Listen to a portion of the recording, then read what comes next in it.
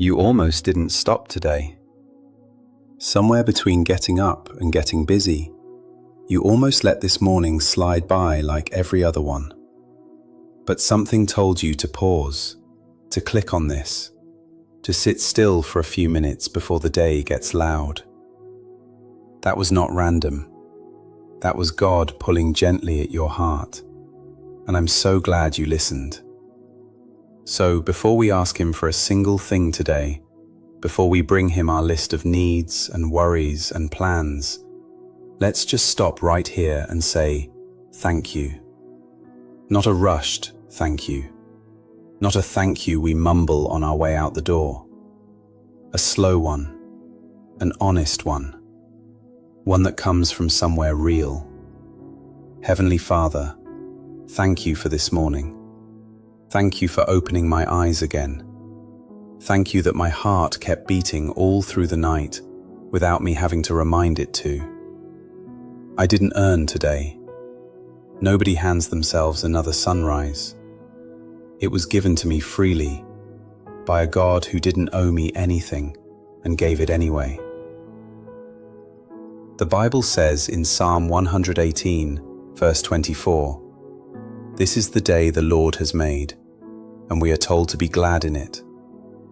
Not because everything is perfect, not because every part of my life is where I want it to be, but because a brand new, untouched, unwritten day is sitting in front of me, and that in itself is a gift from heaven. So Lord, help me receive today the right way, not with a complaint already loaded on my tongue, not already tired before I've even started, but with a quiet thank you underneath everything I do. Thank you for another chance. Thank you for a mind that can still think, hands that can still work, and a heart that can still hope. While I was sleeping, you were still awake, still holding my life together, still watching over the people I love. I didn't do that. You did. So before this day fills up with noise, before my phone starts buzzing and my to-do list starts pulling at me from every direction, I want to slow down right here and thank you simply for being alive to see it. Lamentations chapter 3 says your mercies are new every morning and your faithfulness is great. And that's not just a nice phrase to say. That's literally what today is. A brand new supply of mercy that didn't exist yesterday and wasn't used up by yesterday's mistakes. Lord, I don't have to drag yesterday's failures into today. I don't have to carry yesterday's mood, yesterday's mistakes, or yesterday's disappointments into this brand new day, because you've already given me a fresh start before I even asked for one. So today, I'm choosing to leave yesterday where it belongs, in the past, and step into this new mercy with a light heart instead of a heavy one.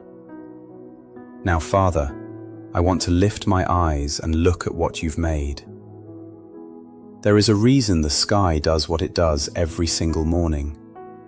There is a reason the world doesn't stay dark forever. You designed it that way on purpose, to remind us over and over that light always returns.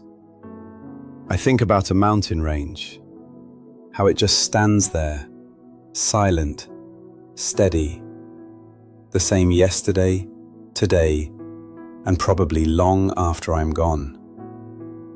I think about the ocean, how it has a boundary it has never once crossed, held back by nothing but your word. Psalm 19 tells us that the heavens tell of your glory, and the sky itself announces the work of your hands. And it does this without saying a single word, day after day, night after night. Lord, that is exactly what creation is still doing right now outside my window. It is preaching to me before I've even had my coffee.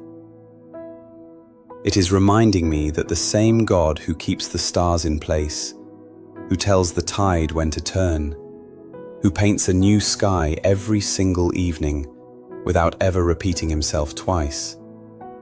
That same God is more than capable of handling whatever I'm carrying today. If you can hold galaxies together, you can hold my heart together. If you never forget to bring the sun up, you will not forget about me.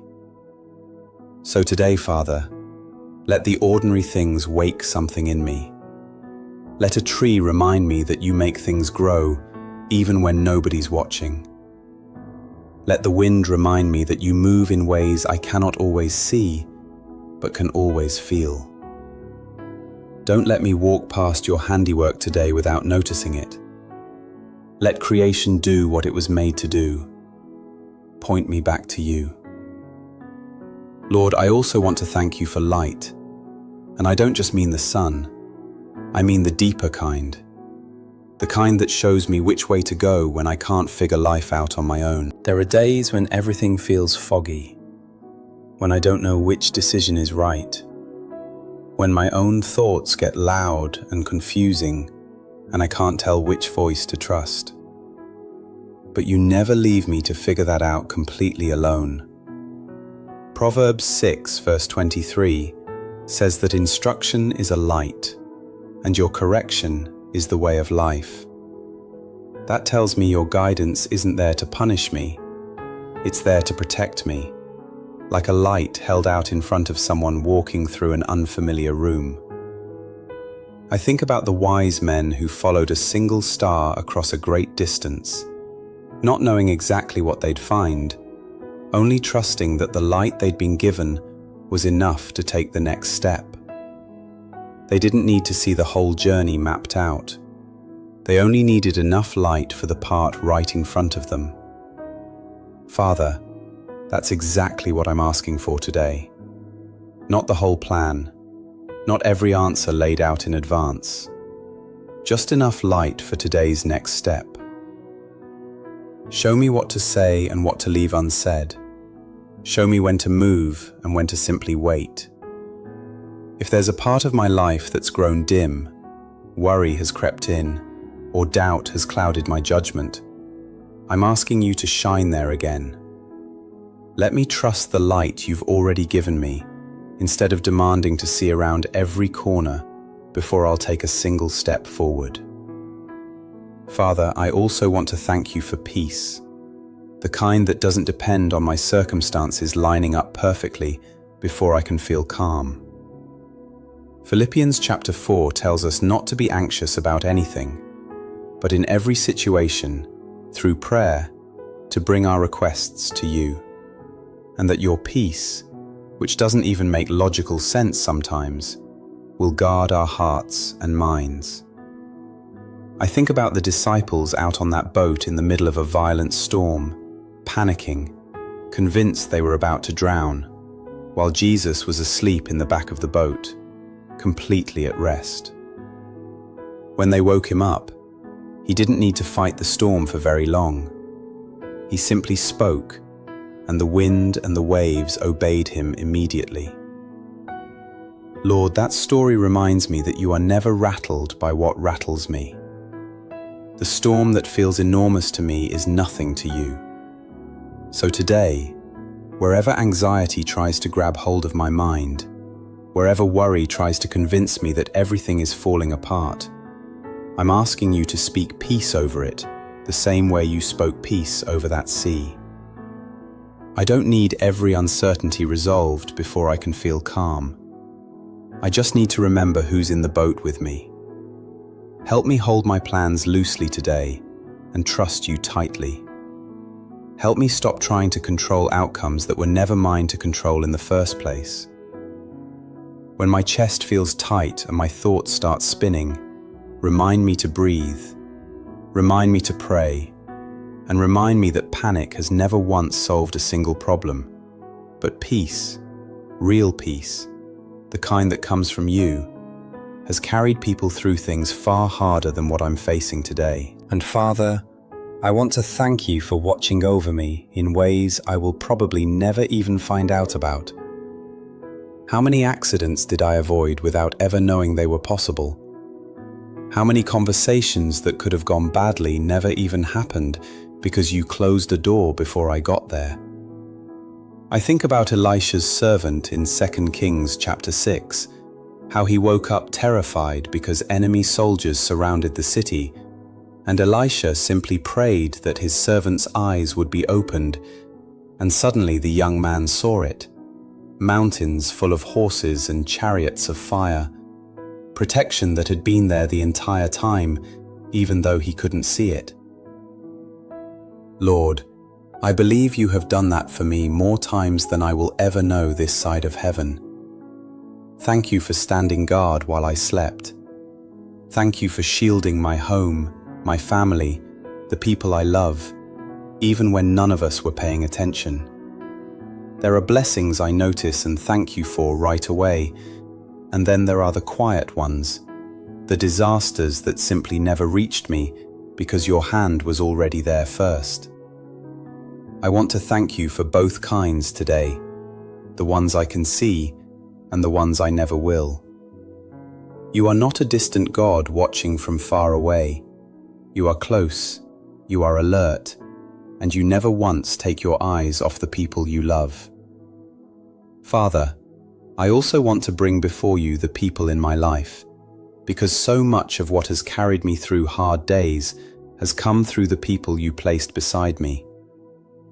Thank you for every person who has stayed when it would have been easier to walk away. Thank you for the ones who called just to check on me, who sat with me in silence when I didn't have the words, who prayed for me before I even knew how badly I needed it.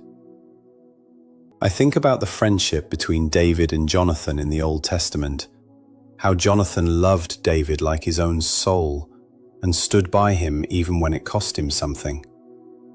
That kind of loyal, steady love is rare, and when we find it, it's a gift straight from your hand.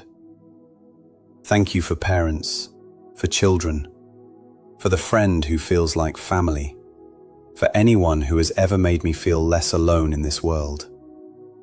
And Lord, if someone watching this feels like they don't have that right now, if they feel forgotten, overlooked, or like nobody's checking in on them, I'm asking you right now to remind them they are not invisible to you. Send the right person into their life at the right moment. A phone call, a message, a familiar voice, something that reminds them love hasn't run out. And because relationships matter so much to you, Father, I bring before you every place where there's tension, distance, or things left unsaid. Where there's been a misunderstanding, bring clarity. Where there's been silence, bring the courage to speak again.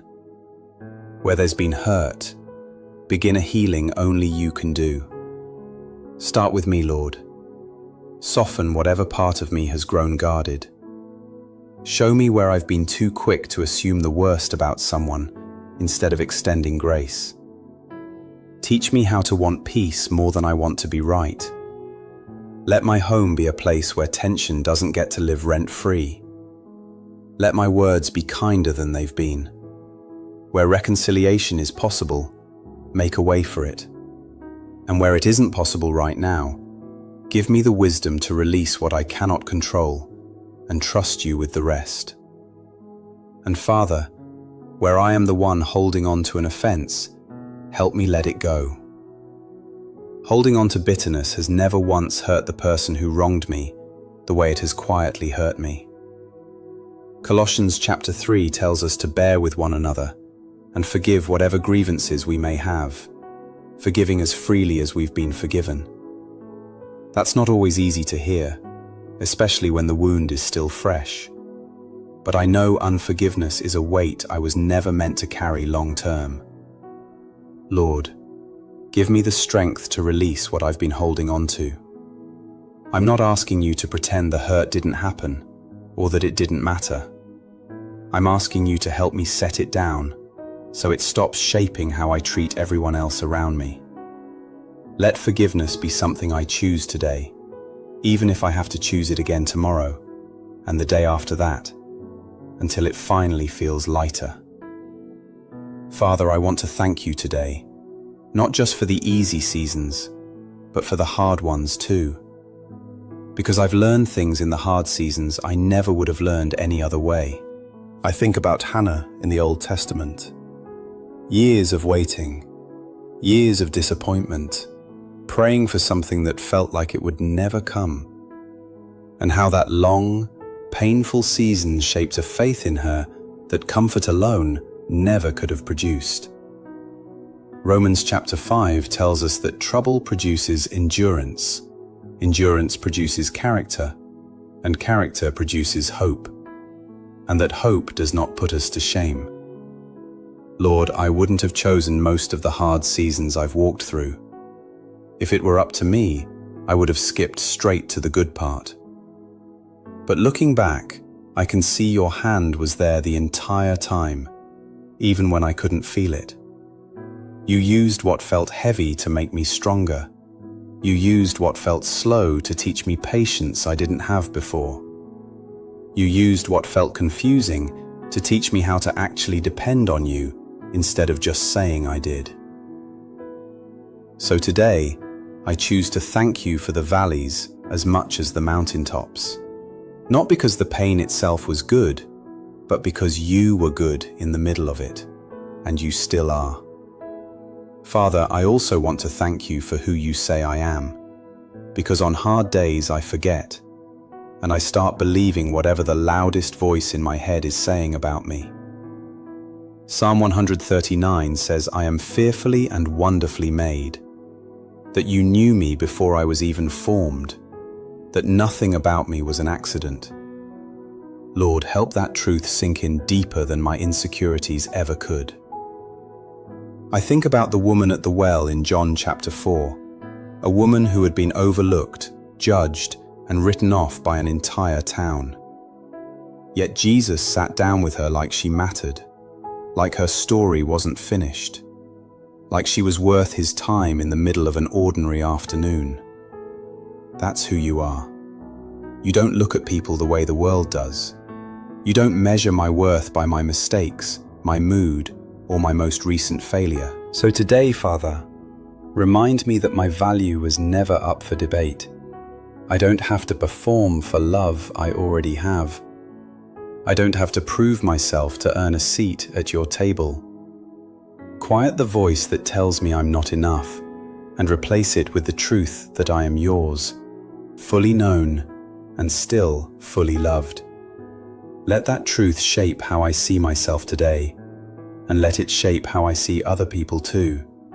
Because if you see them the way you see me, then nobody I meet today is beneath being treated with kindness. And Father, I want to thank you for the doors that didn't open, because I'm starting to understand that some of my biggest disappointments were actually your protection wearing a disguise. There were plans I was certain would work out, opportunities I thought I couldn't live without, relationships I assumed were permanent, and some of them simply fell apart. At the time, it felt like loss. It felt like failure. I wondered what I had done wrong. But now, with a little more distance and a little more humility, I can look back and thank you for some of those closed doors.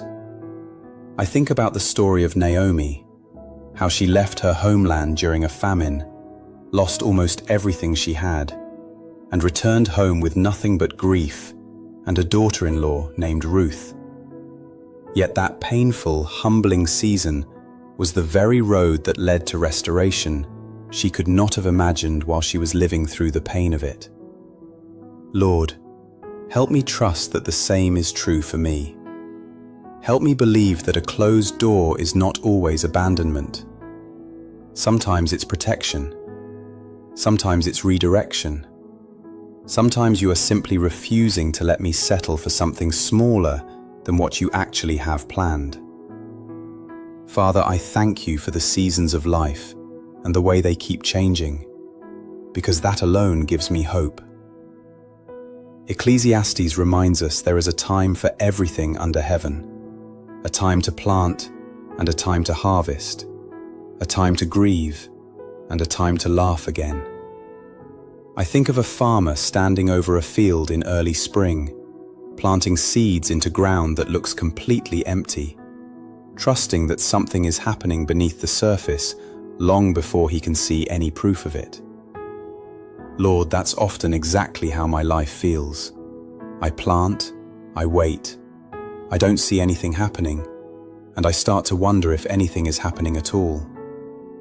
But you are Lord over seasons.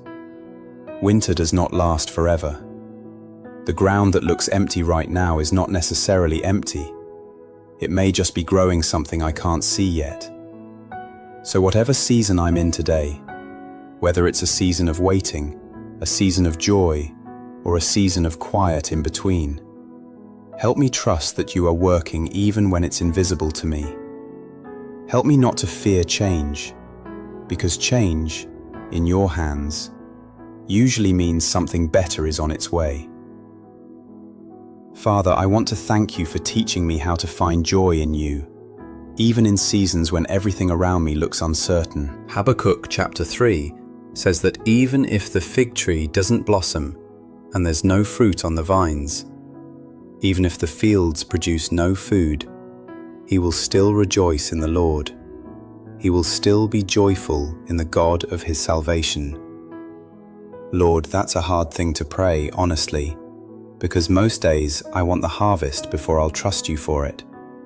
I want the answer before I'll thank you for it. But you're teaching me a deeper kind of joy, one that isn't tied to what's in my bank account or how well my plans are working out. I think about how a small child doesn't need to understand everything happening around them to feel safe. They just need to know a parent is nearby. Father, let me have that same kind of simple trust today. Let my joy be rooted in who you are, not in what's currently happening in my life. When things are going well, let me thank you. When things are uncertain, let me still thank you. Not because I'm pretending everything is fine, but because I know you are good, even when circumstances are hard to make sense of. Teach me to hold my plans with open hands and my thanksgiving with a full heart, regardless of what this season looks like on the outside. Lord, I also want to thank you for the simple, ordinary things that keep my life running, because I take so many of them for granted. Thank you for a roof over my head. Thank you for a bed to sleep in. Thank you for clean water, for food on the table, for lights that turn on when I flip a switch. I think about Elijah in the wilderness, how you sent ravens to bring him bread and meat morning and evening during a season when there was nothing else for him. An unusual, almost strange provision, but exactly what he needed at exactly the right time. I also think about the widow in 2 Kings chapter 4, a woman with almost nothing left, one small jar of oil, and how you multiplied that little bit until it filled every container she could find and paid off a debt that had been crushing her.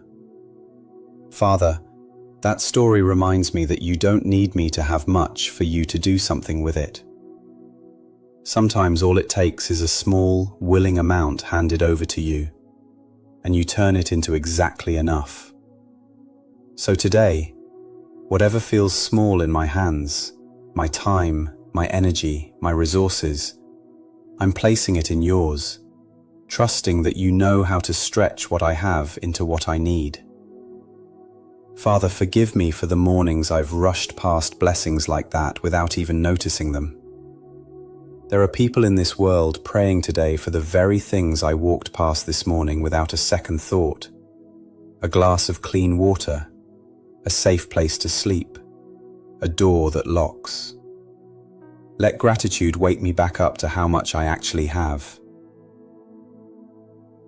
Let my home be a place of thankfulness instead of complaint. And Father, thank you for work and for the strength to do it.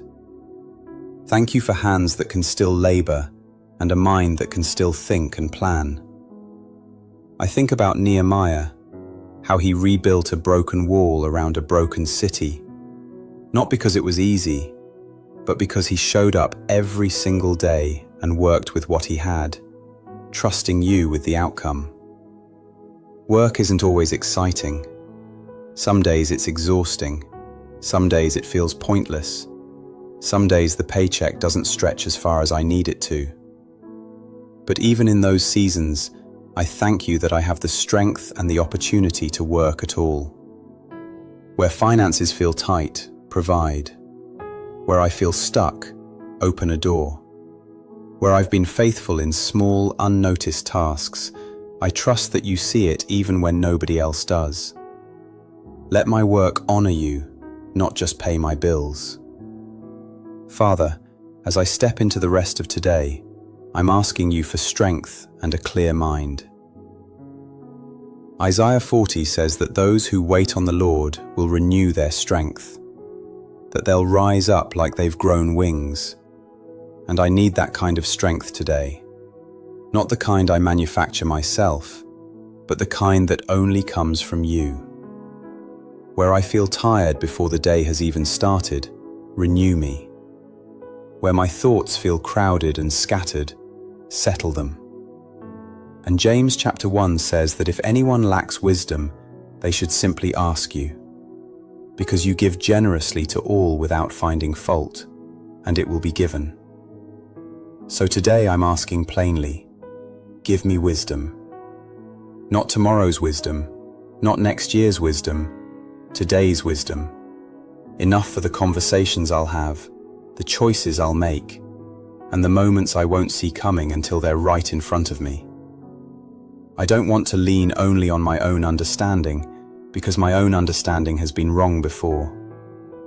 Teach me to pause before I react, to listen before I speak, and to ask you before I assume I already know the right answer. And Lord, give me a heart like yours. Ezekiel 36 says, you promise to give us a new heart and put a new spirit within us, taking out whatever has grown hard and giving us something soft and alive instead. Father, do that in me today. Wherever disappointment has made me guarded, soften me again. Wherever life has made me quick to judge people before I understand them, teach me to listen first. I want to respond to people the way Jesus would, with patience instead of irritation, with grace instead of assumption. Shape my reactions today, not just my intentions. And thank you, Father, that my heart can still feel things. Thank you that I can still cry over something beautiful, still laugh freely, still be moved by a story or a song or a stranger's kindness. In a world that can wear people down until they feel numb, I'm grateful my heart hasn't gone there. Keep it soft. Keep it alive. Let me feel deeply without falling apart. And let me love people well, because my heart is still capable of it. Now, Father, before I close this out, there's something else on my heart. Something a little different from everything I've already prayed. And I want to pray it over everyone listening right now, because I know we're not all carrying the same thing today. Lord, for the person watching this who is dealing with sickness in their body or in someone they love, I ask you to touch them. Bring healing where doctors have run out of answers, and bring peace in the waiting, either way. For the person carrying grief, someone they loved and lost, comfort them in a way only you can. Sit with them in it. Don't rush their healing, but don't leave them alone in it either. For the person who is anxious right now, whose mind won't stop racing no matter how hard they try to calm it, I ask you to quiet their thoughts and remind them they are not carrying this by themselves. For the parent praying over a child who has wandered far from you, don't let go of that child. Keep drawing them home, even if it takes years. For the marriage that feels like it's barely holding on, breathe new life into it. Restore what's been lost, and give both people the humility to try again.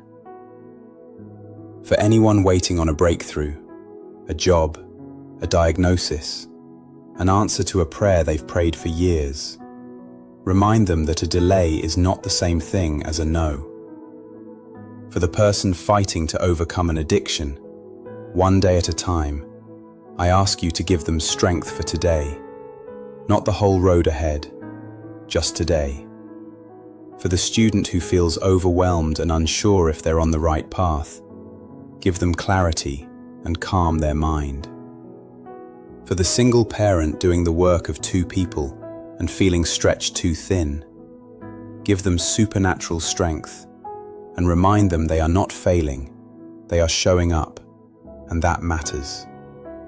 For the person starting completely over, in a new city, a new season, a new chapter they didn't necessarily choose, give them courage and let them know you go before them into what's next. For the first responders, the nurses, the caregivers, and everyone quietly serving other people today without much recognition, bless the work of their hands and renew their strength when they feel depleted. For the person who feels far from you right now, who hasn't prayed in a long time and isn't even sure why they're still watching this, I ask you to meet them exactly where they are, gently, without condemnation, and remind them the door back to you has never been locked. Lord, you know exactly what each person watching this needs right now, things I don't even know to pray for by name. So I ask you to meet every single person exactly where they are and give them what only you can give. Father, as I bring this to a close, I want to thank you one more time, simply for today. Thank you for this moment of quiet before the noise starts. Thank you for a God who listens even when my prayers are messy and unpolished. Jeremiah chapter 29 tells us that you know the plans you have for us, plans for good and not for harm, plans to give us a future and a hope. I hold on to that today, not because I can see the whole picture, but because I trust the one who can. Whatever this day holds, whatever this season holds, I believe you are already there ahead of me, working things out in ways I won't fully understand until much later. Maybe not until I look back on this season from somewhere further down the road. So I'm not going to spend today trying to control what was never mine to control. I'm going to walk into it with open hands, trusting that the same God who has been faithful up to this point is not going to stop being faithful now. I don't know everything that's coming in the hours ahead, but I know you're already there waiting for me in every single one of them. So I'm going to walk into today with less worry and more trust. Not because I have it all figured out, but because you do. Let my steps today be steady. Let my heart stay soft. Let my words build people up instead of tearing them down. And at the end of today, when my head hits the pillow again, let me be able to look back and see your hand in it, quietly, faithfully, the same way it's been there every day before this one. We give you all the thanks, all the praise, and all the glory, in Jesus' name. Amen. If anything you're walking through right now feels heavy, don't carry it alone. Drop your prayer request in the comments below, whatever it is, big or small, and I promise you, myself and so many others in this community will be praying over it with you. You are not just watching a video, you're part of a family that shows up for each other. So come back tomorrow, let's do this again. And if you know someone who needs a little hope today, go ahead and share this with them. God bless you, and I'll see you right here tomorrow morning.